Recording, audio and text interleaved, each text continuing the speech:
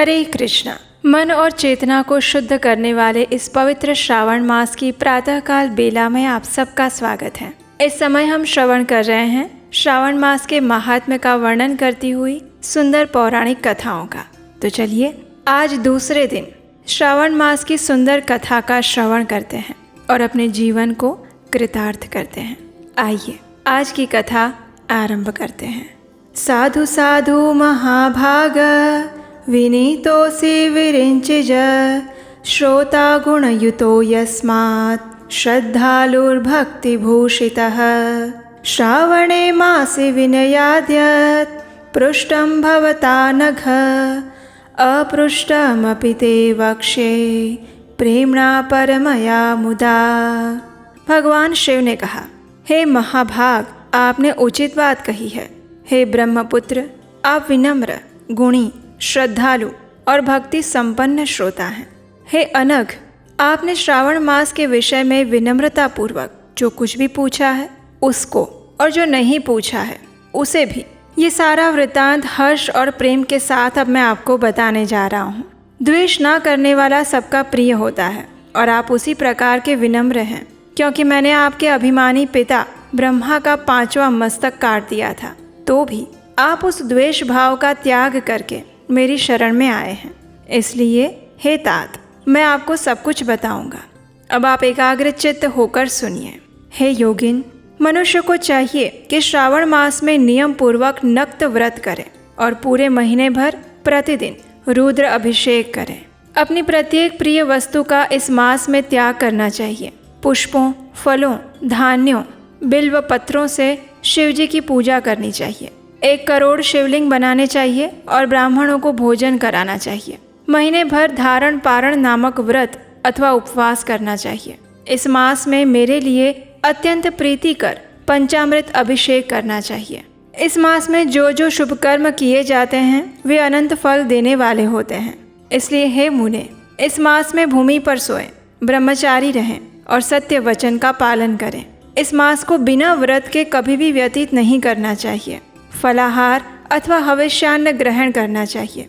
पत्ते पर भोजन करना चाहिए। व्रत करने वाले को चाहिए कि वो इस मास में शाक का पूर्ण रूप से परित्याग कर दे। हे मुनिश्रेष्ठ, इस मास में भक्ति युक्त होकर मनुष्य को किसी न किसी व्रत को अवश्य रखना चाहिए। सदाचार परायण, भूमि पर शयन करने वाला, प्रातः स्नान करने वाला और जितेंद्रिय होकर मनुष्य को एकाग्र किए गए मन से प्रतिदिन मेरी पूजा करनी चाहिए। इस मास में किया गया पुरस्चरण निश्चित रूप से मंत्रों की सिद्धि करने वाला होता है। इस मास में शिव के षडाक्षर मंत्र का जप अथवा गायत्री मंत्र का जप करना चाहिए और शिवजी की प्रदक्षिणा, नमस्कार, वेद पारायण करना चाहिए।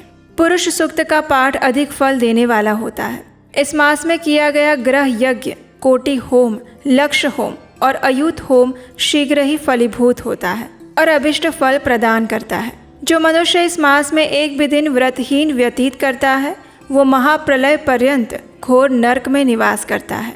ये मास मुझे जितना प्रिय है उतना और कोई भी मास नहीं। ये सकाम व्यक्ति को अभिष्ट फल देने वाला और निष्काम व्यक्ति को मोक्ष प्रदान करने वाला है। हे सत्तम, इस मास के जो व्रत और धर्म हैं उन्हें मुझसे सुनिए। रविवार को सूर्य व्रत और सोमवार को मेरी पूजा और नक्त भोजन करना चाहिए। श्रावण के प्रथम सोमवार से आरंभ करके 3.5 महीने का रोटक नामक व्रत किया जाता है। वो सभी वांछित फल प्रदान करने वाला है। मंगलवार को मंगला गौरी का व्रत, बुध और बृहस्पति के दिन बुध और बृहस्पति का व्रत, शुक्रवार को जीवंती का व्रत और शनिवार को हनुमान तथा नृसिंह का व्रत करना बताया गया है। हे मुने, अब तिथियों में किए जाने वाले व्रतों का श्रवण कीजिए। श्रावण के शुक्ल पक्ष की द्वितीया तिथि को औदुंबर नामक व्रत होता है। श्रावण के शुक्ल पक्ष की तृतीया तिथि को गौरी व्रत होता है। इसी प्रकार शुक्ल पक्ष की चतुर्थी तिथि को दुर्वा गणपति नामक व्रत किया जाता है। हे मुने, उसी चतुर्थी का दूसरा नाम विनायकी चतुर्थी भी है। शुक्ल पक्ष में पंचमी तिथि नागों के पूजन के लिए प्रशस्त होती है। हे मुनिश्रेष्ठ, इस पंचमी को रौरव कल्पादि नाम से जानिए। षष्ठी तिथि को सुपौदन व्रत और सप्तमी तिथि को शीतला व्रत होता है। अष्टमी तथा चतुर्दशी तिथि को देवी का पवित्रारोपण व्रत होता है। इस मास के शुक्ल और कृष्ण पक्ष की दोनों नवमी तिथियों को नक्त व्रत करना बताया गया है। शुक्ल पक्ष की दशमी तिथि को आशा नामक व्रत करते हैं। इस मास में दोनों पक्षों में दोनों एकादशी तिथियों को इस व्रत की कुछ और विशेष मानी गई है। श्रावण मास के शुक्ल पक्ष की द्वादशी तिथि को श्री विष्णु का पवित्रारोपण व्रत बताया गया है।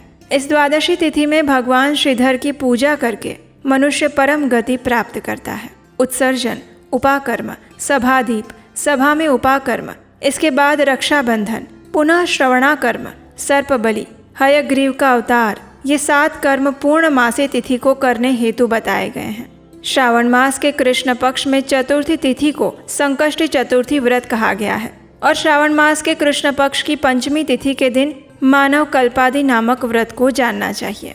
हे द्विजोत्तम, कृष्ण पक्ष की अष्टमी तिथि को श्री कृष्ण का पूर्ण अवतार हुआ, अतः महान उत्सव के साथ इस दिन के व्रत को मनाना चाहिए और वो जन्माष्टमी का व्रत है। हे मुनि श्रेष्ठ, इस अष्टमी को मनवादी तिथि जानना चाहिए। श्रावण मास की अमावस्या तिथि को पिठोरा व्रत कहा जाता है। इस तिथि में कुशों का ग्रहण और वृषभों का पूजन किया जाता है। इस मास में शुक्ल पक्ष की प्रतिपदा तिथि से लेकर सभी तिथियों के पृथक पृथक देवता हैं। प्रतिपदा तिथि के देवता अग्नि, द्वितीया तिथि के ब्रह्मा, तृतीया की गौरी और चतुर्थी के देवता गणपति हैं। पंचमी के देवता नाग है और षष्ठी के देवता कार्तिकेय, सप्तमी के देवता सूर्य और अष्टमी के देवता शिव हैं। नवमी की देवी दुर्गा, दशमी के देवता यम और एकादशी तिथि के देवता विश्वदेव कहे गए हैं। द्वादशी के विष्णु भगवान हैं। त्रयोदशी के देवता कामदेव माने गए हैं। चतुर्दशी के देवता शिव, पूर्णिमा के देवता चंद्रमा और अमावस्या के देवता पितृ हैं। ये तिथियों के देवता कहे गए हैं। जिस देवता की जो तिथि हो उस देवता की उसी तिथि में पूजा करनी चाहिए। प्रायः इसी मास में अगस्त्य का उदय होता है। हे मुने, मैं उस काल को बता रहा हूँ, आप एकाग्रचित्त होकर सुनिए। सूर्य के सिंह राशि में प्रवेश करने के दिन से जब 12 अंश 40 घड़ी व्यतीत हो जाती है तब अगस्त्य का उदय होता है। उसके 7 दिन पूर्व से अगस्त्य को अर्घ्य प्रदान करना चाहिए। 12 मासों में सूर्य पृथक पृथक नामों से जाने जाते हैं। उनमें से श्रावण मास में सूर्य गभस्ती नाम वाला होकर तपता है। इस मास में मनुष्यों को भक्ति संपन्न होकर सूर्य की पूजा करनी चाहिए। हे सत्तम, 4 मासों में जो वस्तुएं वर्जित हैं अब उसे सुनिए। श्रावण में शाक तथा भाद्रपद में दही का त्याग कर देना चाहिए। इसी प्रकार अश्विन में दूध और कार्तिक में दाल का परित्याग कर देना चाहिए। अगर इन मासों में इन वस्तुओं का त्याग नहीं कर सके तो केवल श्रावण मास में ही इन वस्तुओं का त्याग करने से मानव उसी फल को प्राप्त करता है। हे मानद, ये बात मैंने आपसे संक्षेप में कही। हे मुनि श्रेष्ठ, इस मास के व्रतों और धर्मों के विस्तार को सैकड़ों वर्षों में भी कोई नहीं कह सकता। मेरी अथवा भगवान विष्णु की प्रसन्नता के लिए संपूर्ण रूप से व्रत करना चाहिए। परमार्थ की दृष्टि से हम दोनों में कोई भेद नहीं है। जो लोग हम दोनों में भेद करते हैं वे नरकगामी होते हैं। इसलिए हे सनत कुमार, आप श्रावण मास में धर्म का आचरण कीजिए। इस प्रकार कहते हुए ईश्वर सनत कुमार संवाद के अंतर्गत श्रावण व्रत उद्देश्य कथन नामक दूसरे अध्याय का तात्पर्य पूर्ण हुआ। और यही थी हमारी आज की श्रावण मास के दूसरे अध्याय की कथा। आपको जानकर प्रसन्नता होगी, लेकिन इस श्रावण मास में हमने भगवान शिव का शिव महापुराण भी आरंभ किया है।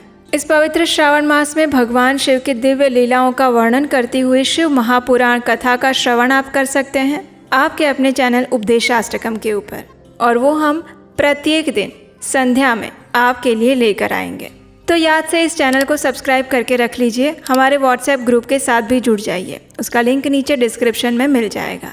और हम आपसे मिलेंगे इसी श्रावण मास महात्म्य कथा श्रृंखला की अगली कड़ी के साथ कल प्रातःकाल। हरे कृष्णा।